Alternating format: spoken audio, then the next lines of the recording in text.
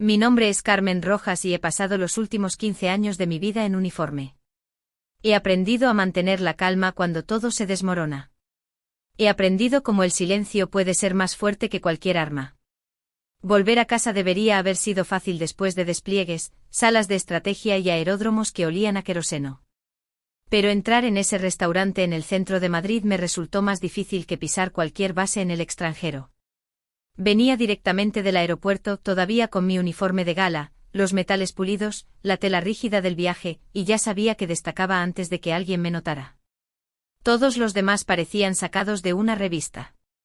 Los hombres vestían chaquetas a medida.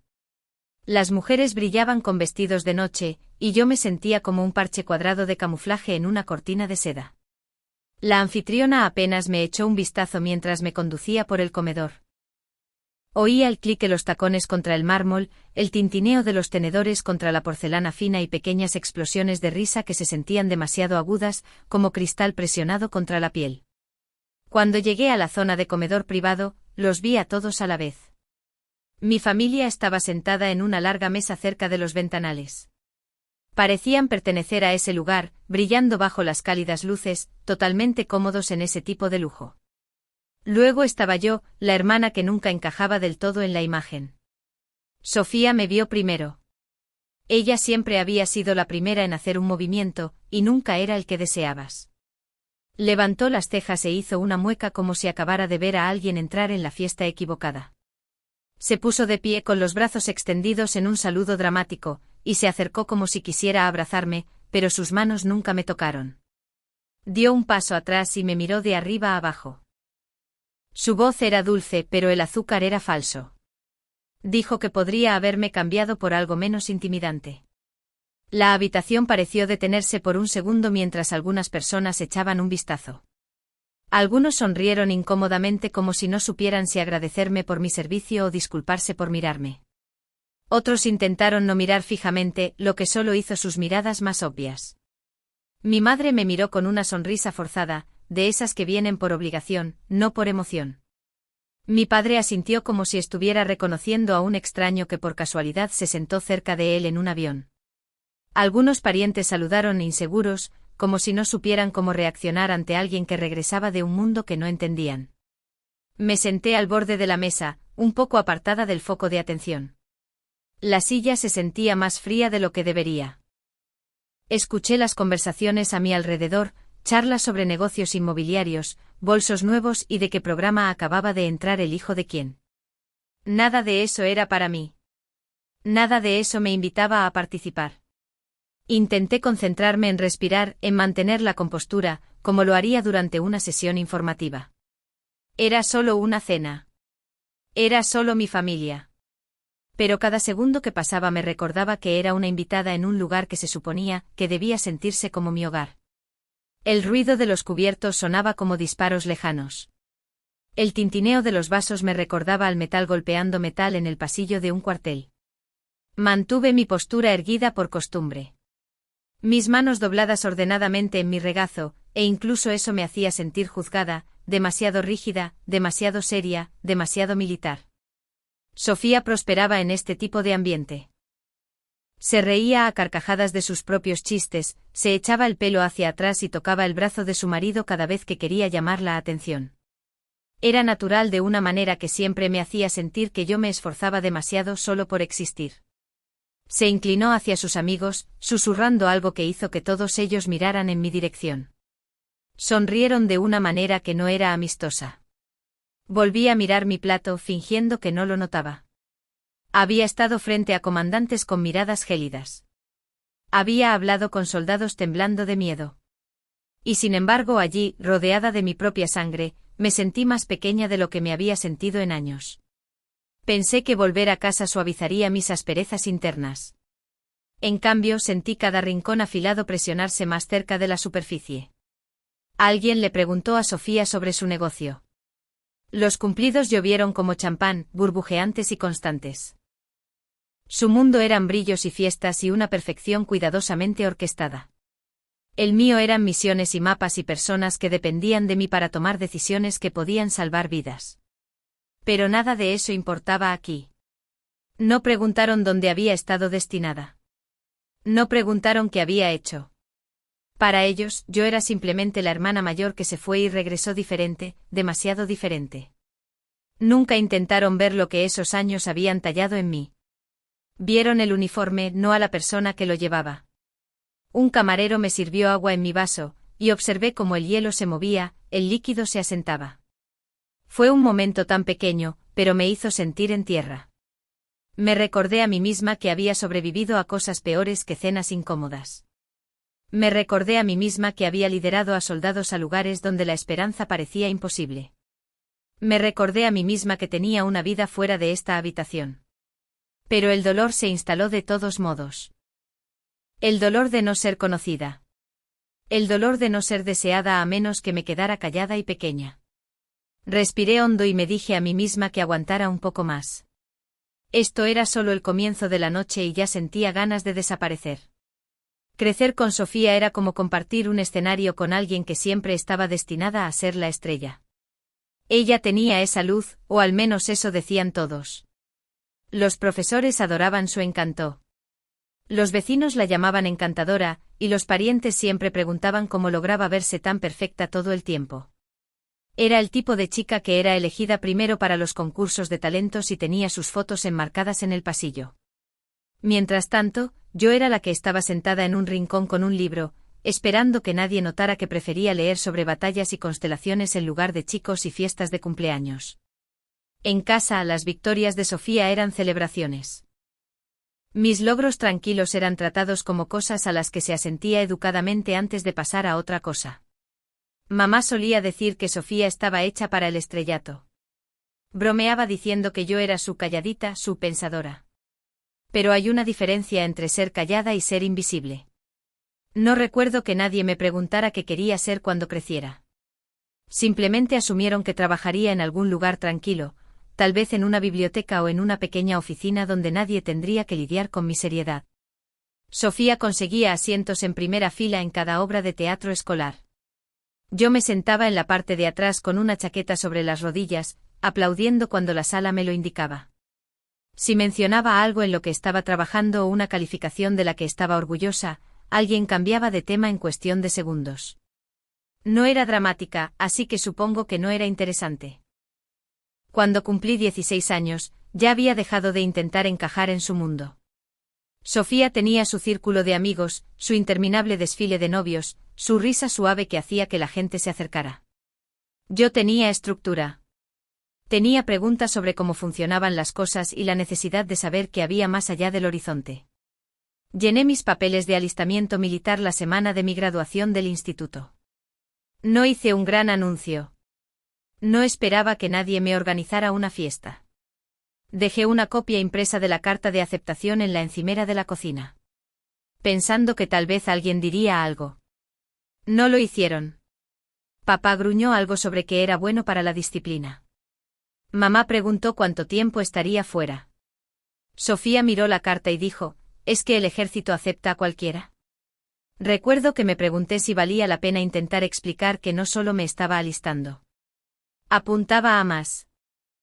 Quería estructura, propósito, algo más grande que cualquier caja en la que me tuvieran, pero el aire en esa habitación ya se estaba cerrando, y no quería malgastar aliento.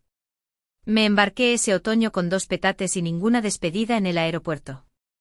Observé a otras familias abrazar a sus hijos, deslizar cartas en los bolsillos laterales, susurrando «mantente a salvo» con los ojos llenos de preocupación.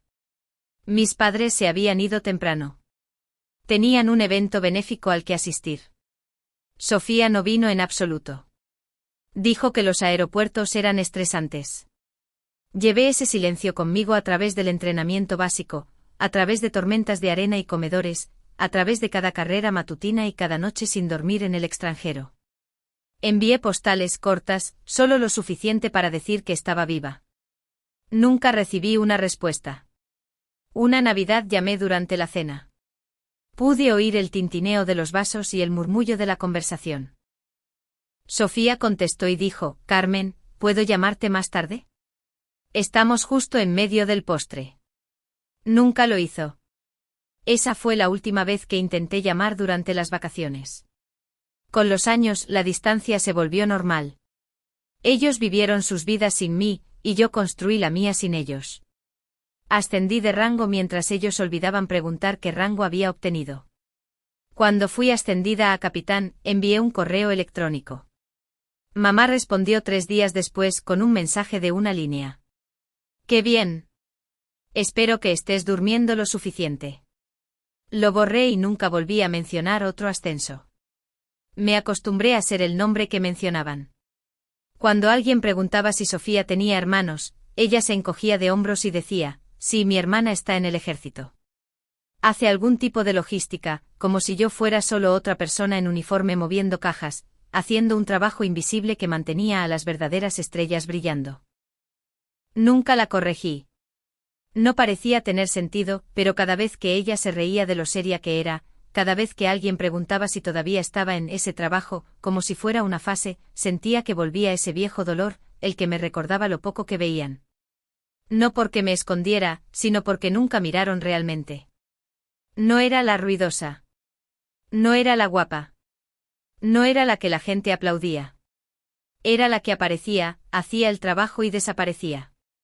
Y en algún momento se acostumbraron a pensar que siempre lo haría. Sofía estaba en su elemento, deslizándose de un lado a otro de la mesa como si estuviera organizando una gala benéfica en lugar de una cena familiar. Habló de su nueva empresa de branding, de los influencers a los que asesoraba y del retiro de yoga que estaba planeando en Málaga. Cada detalle de su vida salía pulido, ensayado y lo suficientemente alto como para atraer la atención de nuevo hacia ella cada vez que se desviaba. Su marido, Marco, intervenía de vez en cuando con suaves afirmaciones, siempre perfectamente sincronizadas. Parecía sacado de un anuncio de servicios legales. Traje impecable, sonrisa segura, mano apoyada casualmente en el respaldo de la silla de Sofía. Los invitados se inclinaban mientras ella hablaba, asintiendo, riendo, ofreciendo cumplidos como si estuvieran en un guión. Se echaba el pelo hacia atrás, movía las manos con gracia y sabía exactamente cuándo soltar palabras de moda que hacían pensar a la gente que era importante. Nadie interrumpía. Nadie quería perderse el siguiente titular del perfecto pequeño universo de Sofía. Yo me mantuve en silencio, no porque no tuviera nada que decir, sino porque había aprendido lo que sucedía cuando hablaba. Los ojos se velarían, la gente sonreiría cortésmente y el momento se esfumaría como si nunca me hubiera pertenecido. Así que sorbí mi agua, ajusté el pliegue de mi uniforme y esperé el postre. En un momento Sofía se volvió hacia alguien al otro lado de la mesa y dijo, «Ah, mi hermana. Sí, trabaja en logística o algo así. Mueve papeles militares, creo». Luego sonrió como si me hubiera hecho un favor al incluirme en absoluto. Algunas personas miraron, asintiendo de la forma reservada para conocidos lejanos o personal de servicio. Una mujer se inclinó hacia su marido y le susurró algo que no pude oír. Él frunció el ceño un poco y luego se encogió de hombros. La habitación no se movió, no drásticamente, pero hubo un cambio. Un sutil desprecio que se instaló en el aire como la niebla. Reconocí las miradas de reojo que decían, «Ah, ¿eso es todo?». Las ligeras inclinaciones de cabeza que venían con lástima, como si mi vida se hubiera reducido a un archivador en alguna base en el desierto. Sentí que mi mandíbula se tensaba, pero sonreí. No la clase de sonrisa que llega a los ojos, solo lo suficiente para mantener la ilusión de paz. Que crean que era simple. Que piensen que era pequeña. Había aprendido hace mucho tiempo que el silencio también puede ser un arma. Y a veces las respuestas más satisfactorias son las que no das de inmediato. Me senté allí, invisible para la mayoría, descartada por el resto, y esperé. No porque necesitara ser vista, sino porque sabía que ese momento se acercaba. El momento en que todo cambiaría. Marco se volvió hacia mí con una sonrisa casual, todavía disfrutando del brillo de la última historia de Sofía. «¿Y bien, Carmen?», preguntó. «¿Qué haces realmente en el ejército?». La forma en que lo dijo no era cruel.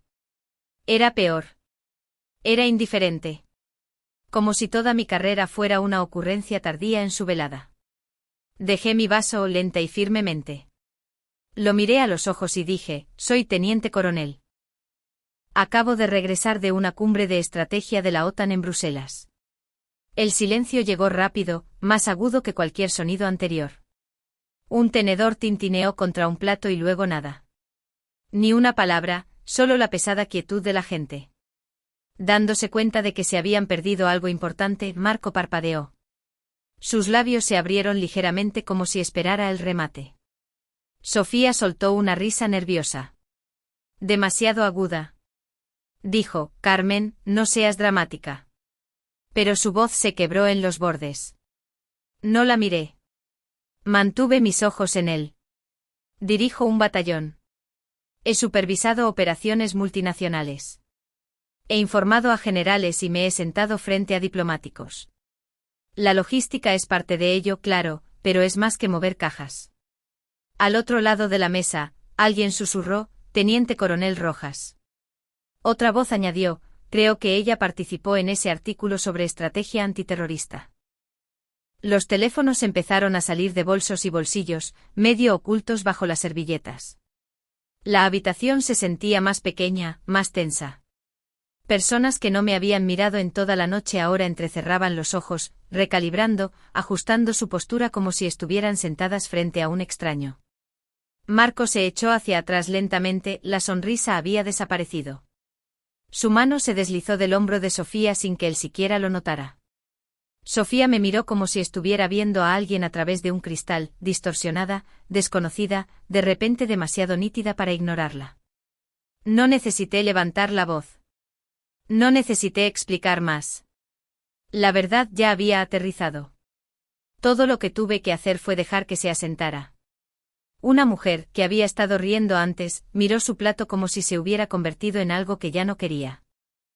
Otro hombre se aclaró la garganta y preguntó si yo era la que había hablado en TVE durante las briefings de Oriente Medio. Asentí una vez.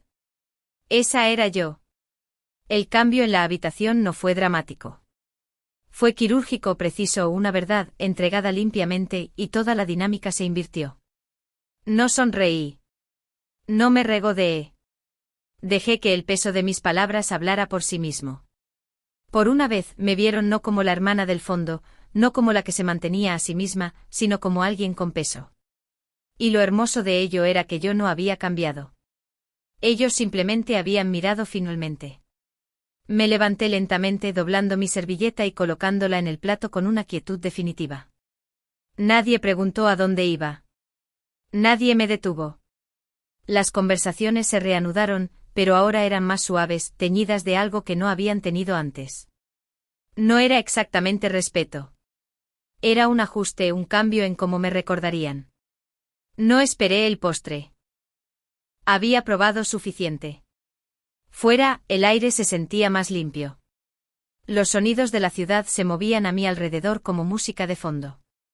Me di cuenta de lo mucho que lo había extrañado. Caminé hacia mi coche con pasos firmes. Sin prisa, sin dramatismo, simplemente acabada. La puerta se cerró detrás de mí con un clic que se sintió como un límite que se ponía en su lugar. Mi teléfono vibró en el portavasos. Sofía, luego mamá.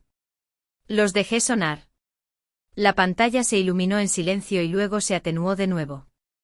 No llamaban porque entendieran. Llamaban porque se habían quedado desprevenidas. Habían visto algo para lo que no estaban preparadas. Y ahora no sabían cómo encajarlo en la versión de mí que habían construido.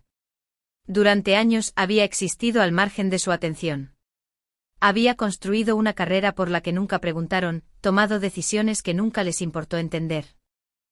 Había estado en zonas de guerra, liderado misiones, informado al mando, y aún así para ellos yo era la hermana seria en segundo plano. Pero aquí está la cosa. No necesitaba que lo vieran. No construí mi vida para sus aplausos. La construí en las horas tranquilas. En los momentos en que nadie estaba mirando, en las elecciones que no aparecían en los boletines familiares ni en las conversaciones navideñas. Cada ascenso, cada desafío, cada victoria los obtuve sin necesidad de ser celebrada. Encendí el motor. Los faros iluminaron la calle como un telón que se alzaba sobre el siguiente acto. Sin focos. Sin público, solo yo al volante conduciendo hacia una noche que se sentía más mía que toda la velada que dejaba atrás. No sentí ira. No me sentí vindicada.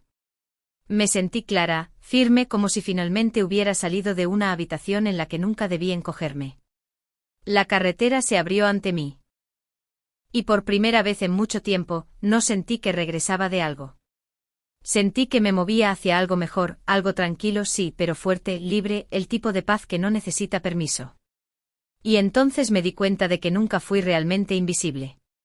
Ellos simplemente nunca miraron lo suficientemente de cerca.